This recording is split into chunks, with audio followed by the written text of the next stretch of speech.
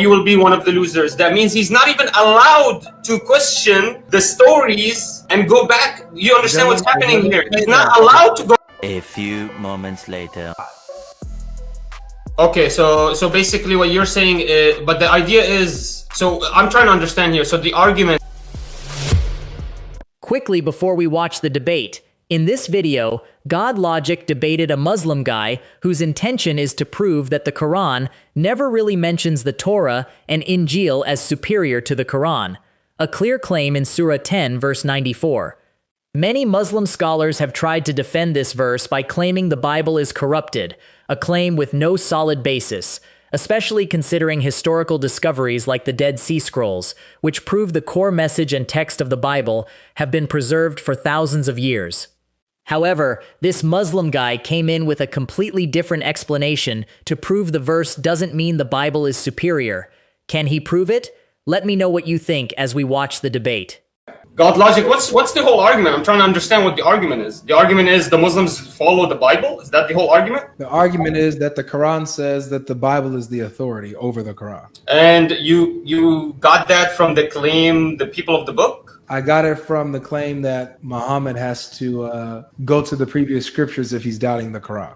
Okay, and then did you read the claim afterwards, and did you read the verse before? Yep. Because the verses basically proclaim that he's never going to need to go to any other scripture. For example, and do not be one of those who deny Allah's signs, or you will be one of the losers. That's literally the next passage. So could that be that he's asking him, hey, if you don't like our religion, why don't you go back to these other religions? And he says if you're doubting the revelation that we've given you, then go ask the people who've been reading the scripture before you. Be not of those who doubt. So basically he's saying if there's a case that he's doubting the Quran, he can go check the previous scriptures and see that what he's receiving is true. Okay, and where can we go ahead and check the previous scriptures? The Torah, the Gospel, and the Psalms. The Torah, the Gospel, and the Songs, do those exist? First of all, those are not dimensions. My understanding was only the Torah and the Injil. There was never a mention of the songs. Is the Injil the songs? Psalms of David, the Zabur. Oh, Psalms. Okay. Sure. So where can we find those scriptures? They're in the Bible.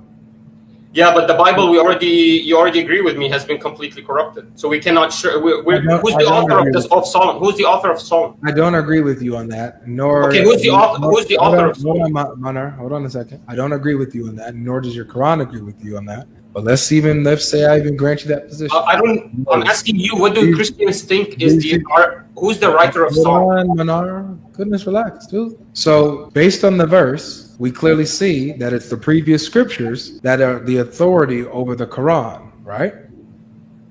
How? From this one verse? Do you have any other verses? Well, all you need is this verse. Well, there's other verses, yes, but from this verse is what I'm specifically talking about. From this verse, we see clearly 1094 that the previous scriptures are the authority over the Quran, right? Okay, so I'll read the verse so we are clear on this. This is the verse you're talking about. If you, O Prophet, are in doubt about these stories or those stories that we have revealed to you, then ask those who read the scripture before you. The truth has certainly come to you from your Lord, so do not be one of those who doubt. That's the one you're talking about? Yep. So this verse is the single-handed verse that made you, this is not a conspiracy theory, this is completely you using this verse to come up with the conclusion that Muslims use the Bible and the Torah to come up with their conclusions? I'm saying that the Quran here is saying that the previous scriptures are used to verify the Quran, not the other way around. So look, it's like this. If Muhammad doubts the Quran, Allah tells him, go check the previous scriptures if you're doubting the Quran. Because why? Because they're going to confirm what he's saying. So if Muhammad's doubting the Quran, he can go check the previous scriptures and he'll see that if what he's receiving lines up with the previous scriptures, he'll know that what he's receiving is actually true. If what he's receiving does not line up with the previous scriptures, then he'll know that what he's receiving is false. Thus, or I'm sorry, could this be, for example, an explanation? Like, can we interpret it in this way? That if Prophet Muhammad did go and try to understand it from the previous scriptures, then God would have basically undermined him and throw him out of his care. For example, because the next verse says, and do not be one of those who deny Allah's signs, or you will be one of the losers. So why would he ask him, hey, if oh Prophet, if you're in doubt, why don't you go read those stories of the other books? And then the next verse tell him, and if you did have any doubt, then then you're going to be one of the losers. no, well, it says, do not deny his signs, and you'll be one of the losers. Or you will be one of the losers. And okay, so this is the actual verse. This 94 says, if you Prophet are in doubt about these stories, okay, so would you agree that these stories can also be another word for signs? Sure.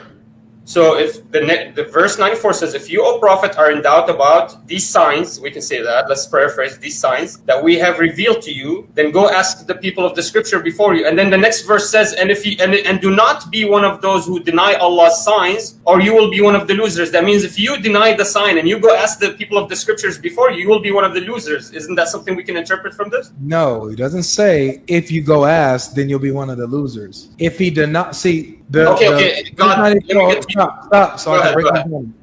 Verse 94 is an evidence for the revelation of the Quran. It's an evidence of the signs being sent. So so go check the previous scriptures. They're in line with each other, so you have no reason to doubt. Then after that, it says, so then if you deny his signs, you'll be of those who be of the losers. So it gives you can even go check the previous scriptures. You'll see that it aligns. You shouldn't doubt.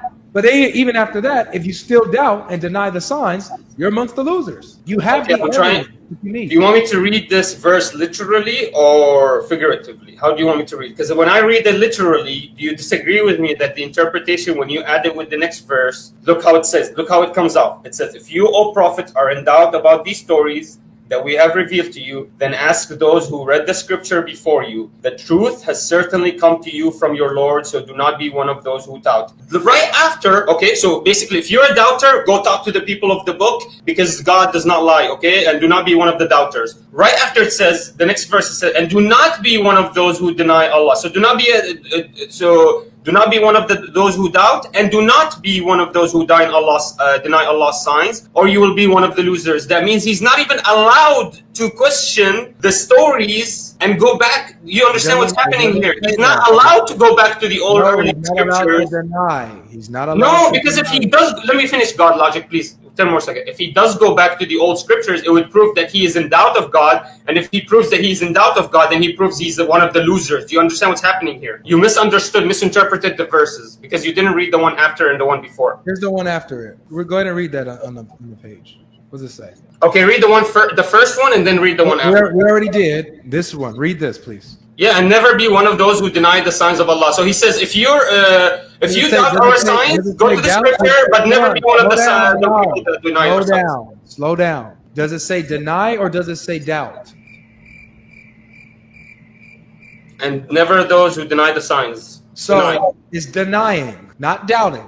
It says if he has doubts, it tells him what to do. So even after he has doubts, this is what it says if he has doubts. If you are in doubt, ask those who read the scripture before you. Don't be those of doubt, of those who doubt. And never be of those who deny the signs of Allah. Period. So all of this is giving you, you have no reason to deny or to doubt the signs of Allah. They line up with what came before it. You have no reason to doubt. There's the proof. The proof is in that you can go ask the people who've been reading the scripture before you. That's the proof. So if you even do this and you deny, then you're amongst the losers.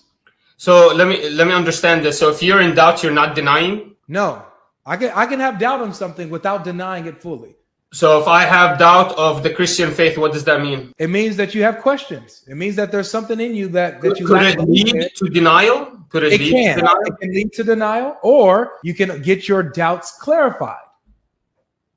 Okay, so basically what you're saying is, but the idea is, so I'm trying to understand here. So the argument is that if you are a Muslim, you need to go to the Bible. Is this the argument here? Well, yeah, that's the only way you can become a Muslim is if you read the Bible. That's not what I said, Manar. What's the argument? Focus on what I'm saying. I'll give you the argument one more time. You ready? Let me know when you're ready. You ready?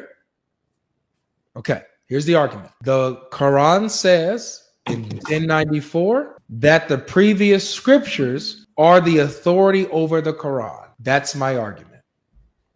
And so I would say this is a misinterpretation of this verse. This doesn't line Got up. it.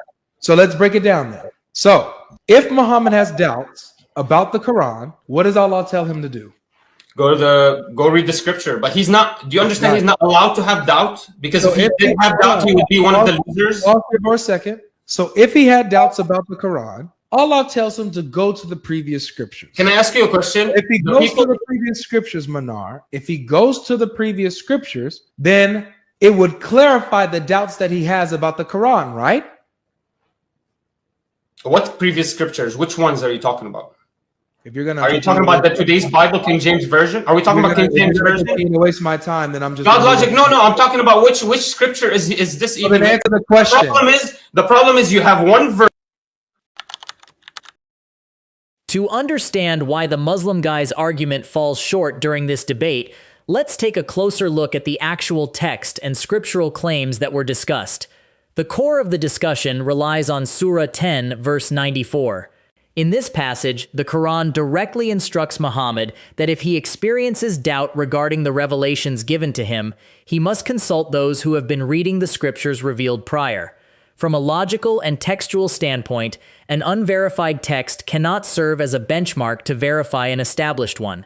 If the Torah and Gospel were fake or corrupted, they could not logically be used to verify the Quran. This passage establishes the earlier scriptures, the Torah and the Gospel, as the ultimate standard of authority to validate the message.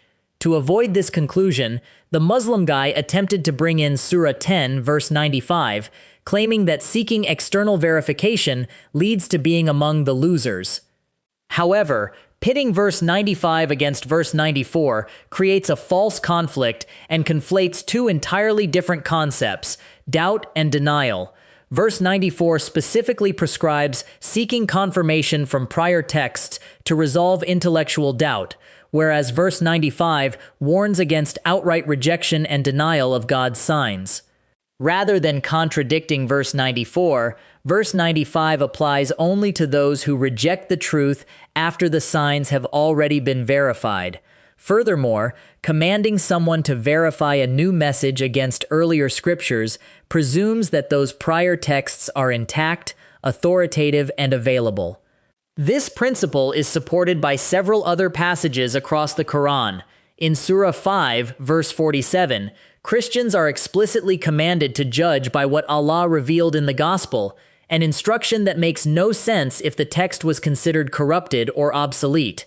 In Surah 6, verse 115, the text plainly declares that no one can alter the words of God, directly contradicting the idea that divine scriptures were erased or corrupted out of existence. And in Surah 3, verse 3, the Quran affirms that it was sent down confirming the Torah and the Gospel that came before it. When these verses are examined in their plain context, the scripture presents a consistent framework acknowledging the reliability, integrity, and authority of the Judeo-Christian Bible.